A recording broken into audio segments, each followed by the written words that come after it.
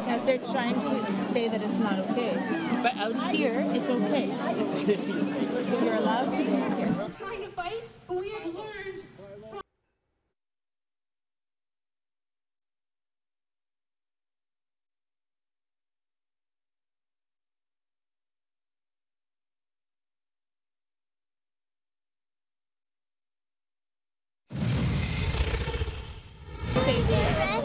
because they're trying to say that it's not okay. But out here, it's okay. So you're allowed to do it here. we're trying to fight.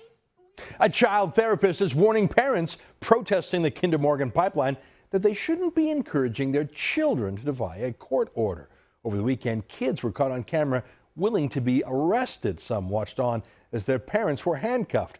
Therapist Allison Jones says teaching kids about causes is one thing, but we shouldn't be encouraging them to break the law. Allison Jones joins us now from Vancouver. Welcome to the show, Ms. Jones. It's one thing, the lessons of what laws we could or shouldn't break in civil disobedience, but to me, more traumatizing for these kids would be to observe violence. I mean, not just the masked men swearing at the cops, but the actual melee that happened as protesters charged the cops and were wrestled to the ground. Which do you think is more damaging, kids watching a mini riot or kids being taught to defy cops?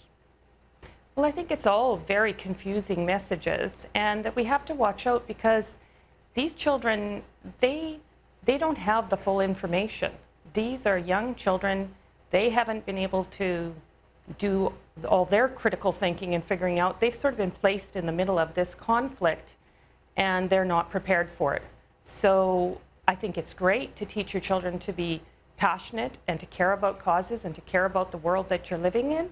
But I think we also have to be very cautious when we start putting them in the middle of a volatile situation and teaching them that the rules don't apply to us or to them.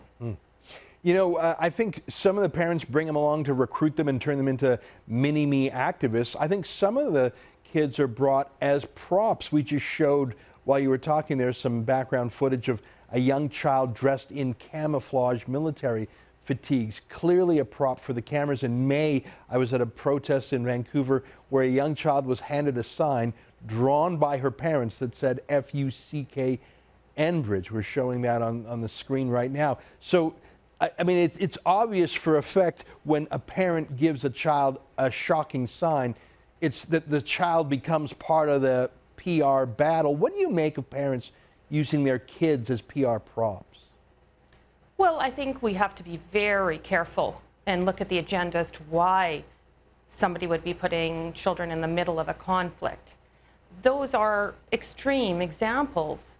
And like I said, it is good to teach your children to be passionate about something and to understand how to stand up for something. But we need to teach them about due process as well.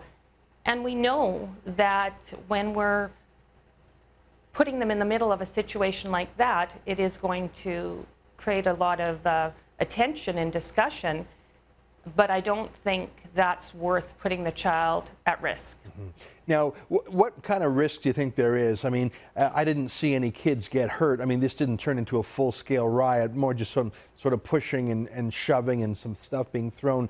Do you think that if there was no actual physical harm, I think that the risk of physical harm, let's call it low, what would be the harm that would happen psychologically? Like, what do you think these kids might do or think in the months and years ahead if they were part of some traumatic, like what would be traumatic? The conflict between cops and their parents, let's say. Like in one case that I read about, a parent was arrested and an 11-year-old child was escorted away by cops.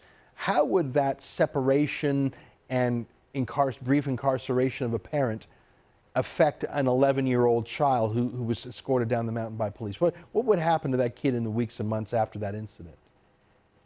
Well, that is the thing, is that would be a very confusing and difficult situation. For that child, you know, to see their parent taken away would be traumatic. To be in the care of somebody that they don't know would also be traumatic. And also the legacy of taking a situation where we're taking our law enforcement officers, which we're trying to tell our children help keep us safe in the world, and then confusing them with now they're cast in the role of bad guys because they're going to see their parents as the good guys.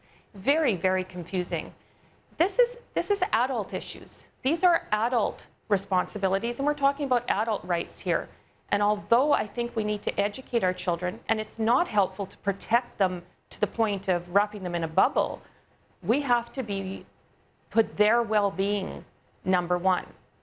So I don't think that the place for them is in the middle of a volatile adult conflict, whether it be on Burnaby Mountain, whether it be in the middle of their parents' divorce, or whether it be on, you know, necessarily a picket line. Yeah. Alison Jones, thanks very much for your thoughtful comments. Nice to meet you.